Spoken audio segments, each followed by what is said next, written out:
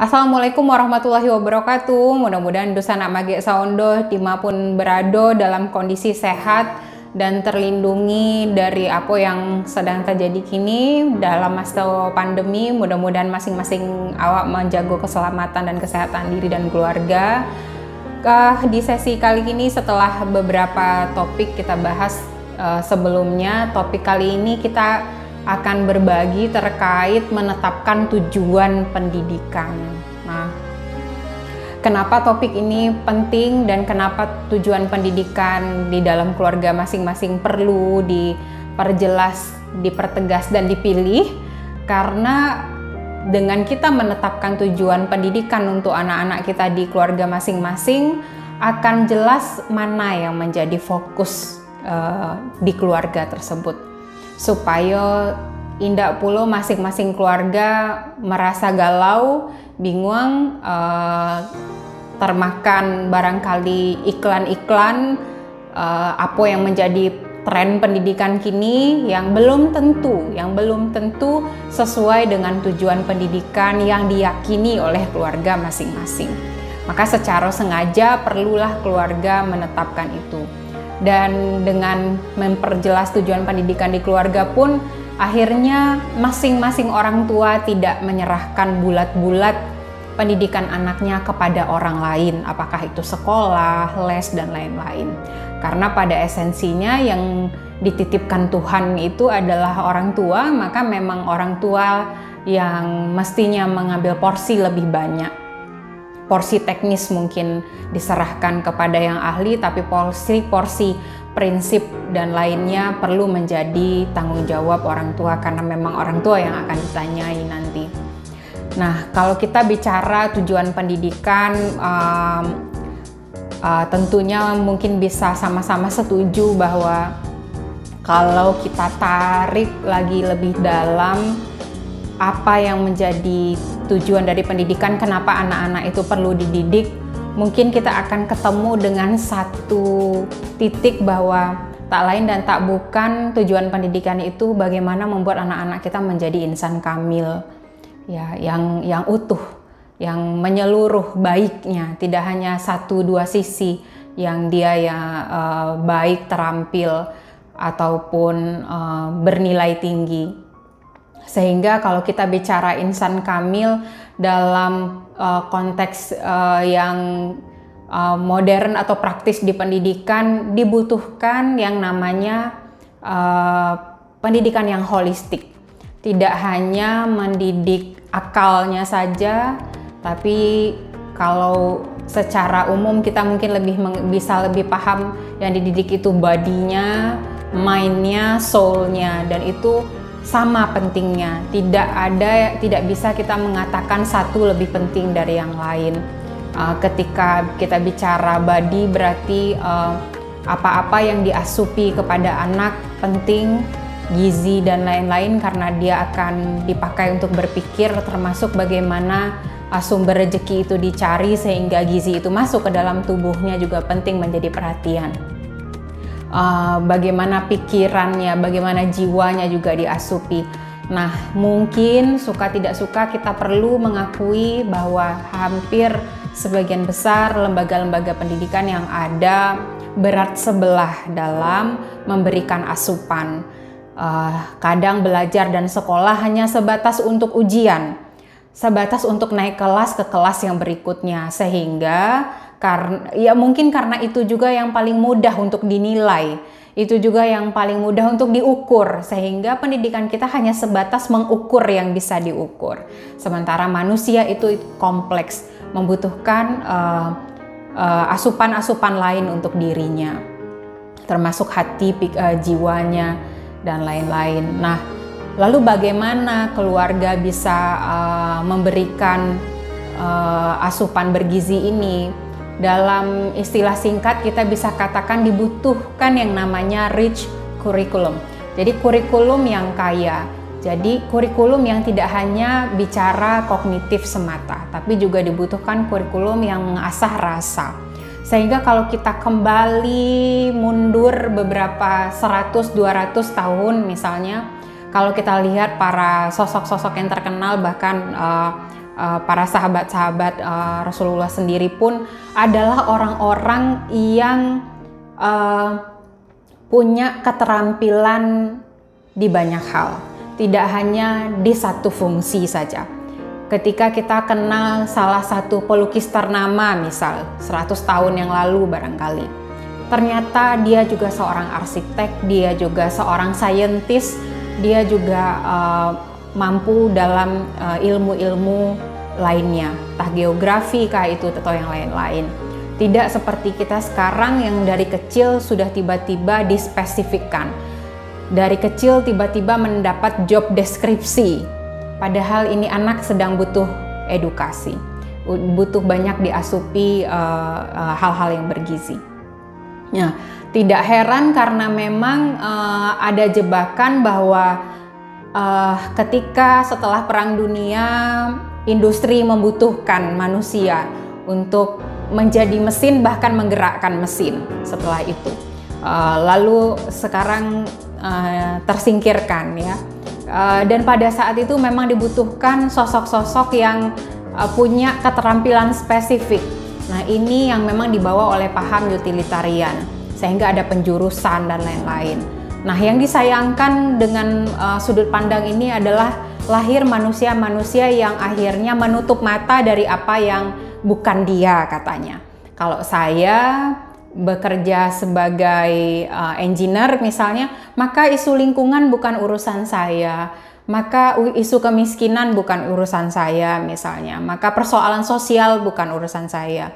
Jadi kita menjadi terkotak-kotak, manusia menjadi ibaratnya isi tas perkakas, yang jadi obeng, yang jadi kunci pas, yang jadi lain-lain seperti itu.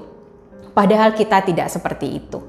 Manusia kompleks dan derajatnya sangat tinggi, tapi satu masa model pendidikan menurunkan level itu, dan kita pun secara tidak sadar menyukai itu. Ya, kecil-kecil anak sudah ditanya bakatnya apa ya. Padahal hidup bukan soal bakat gitu. Manusia bukan objek yang layak dikotak-kotakkan. Kita adalah subjeknya. Nah, bagaimana supaya tujuan pendidikan di keluarga masing-masing akhirnya jelas? Memang harus dimulai dari cita-cita keluarga. Nah, perlu memang ada diskusi yang serius. Ya, tentu saja sebagian besar dari kita tiba-tiba menikah karena sudah faktor umur dan lain-lain barangkali.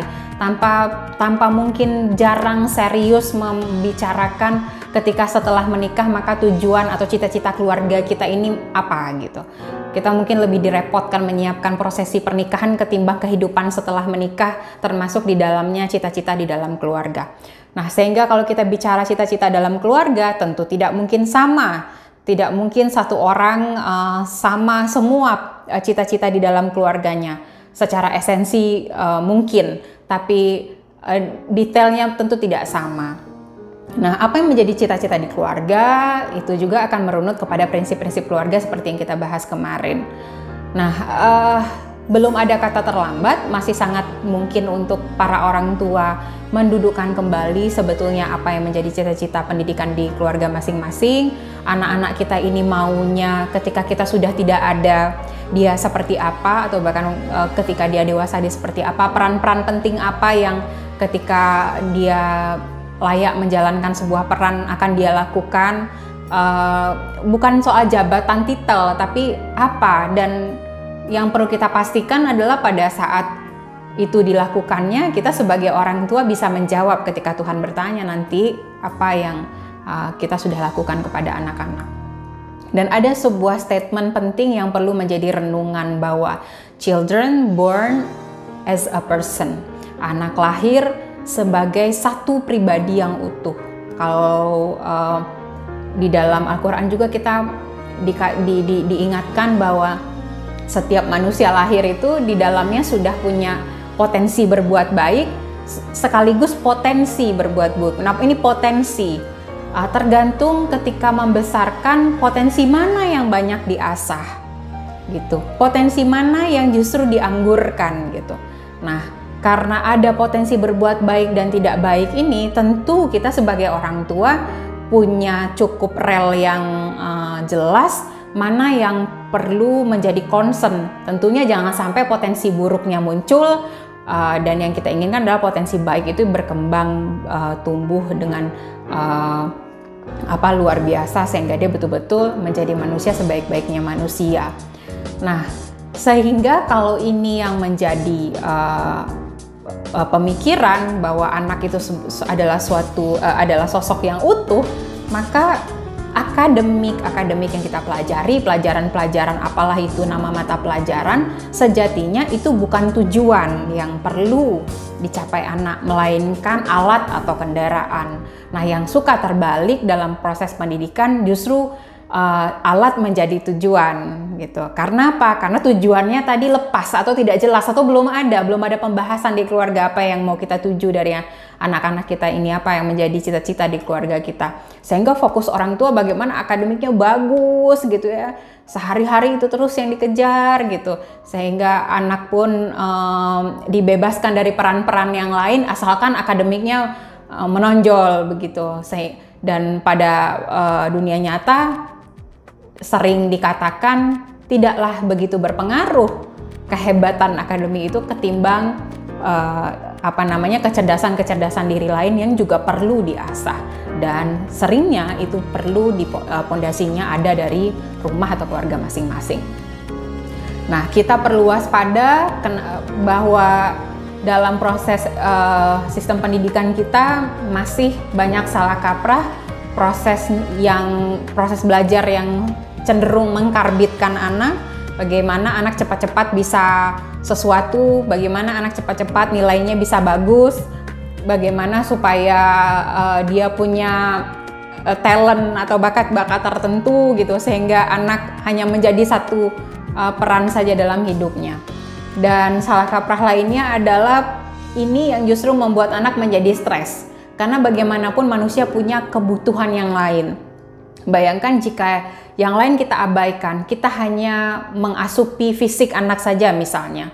Anak itu sama halnya jiwanya akan lapar juga, seperti fisik yang tidak pernah diasupi. Nah, anak butuh jiwa diasupi, butuh hatinya diasupi, pikirannya juga tentu butuh diasupi, bersamaan dengan fisiknya yang juga butuh diasupi. Nah, kita perlu sama-sama berefleksi mana asupan yang tidak seimbang terhadap sosok anak yang tadi born as a person, sebagai satu pribadi yang utuh, mana dia yang kurang asupannya. Tidak ada kata terlambat untuk memberikan asupan yang baik.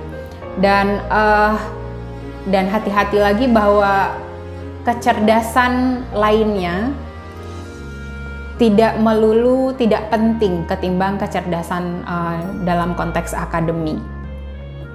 Banyak dari kita yang percaya bahwa karakter diri itu penting, tapi sayangnya ternyata proses pendidikannya tidak sama sekali menuju kepada tumbuhnya karakter baik. Ya, tidak ada habit-habit atau kebiasaan-kebiasaan bagus yang justru menjadi fokus utama supaya karakternya tumbuh. Fokusnya pada akademik lalu berharap karakternya tumbuh. Ini agak tidak nyambung. Tidak akan nyampe ke situ memang dia. Dia akan jadi pintar saja secara pemikiran, tapi belum tentu yang lainnya dia juga pintar. Nah, Dusanak Mage Saondo mungkin ikolah momen untuk masing-masing keluarga bisa berdiskusi lagi apa yang menjadi fokus utama pendidikan keluarga masing-masing. Ingin anak ini nanti dikatakan sebagai apa dan dengannya kita juga aman di alam sana dan bisa menjawab pertanyaan-pertanyaan dari Allah Subhanahu wa Ta'ala. Jadi kalau sudah tujuannya sudah jelas, insya Allah langkah-langkahnya menjadi lebih jelas dan tidak pula merasa terganggu dengan langkah-langkah orang lain yang mungkin tidak sama dengan kita gitu. Tujuan selalu menjadi lokomotif bagi gerbong-gerbong cara, jangan gerbong yang berpindah menjadi lokomotifnya. Itu saja, insya Allah akan dilanjutkan lagi dengan topik-topik yang lain. Semoga bermanfaat. Mohon maaf jika ada yang kurang. Wassalamualaikum warahmatullahi wabarakatuh.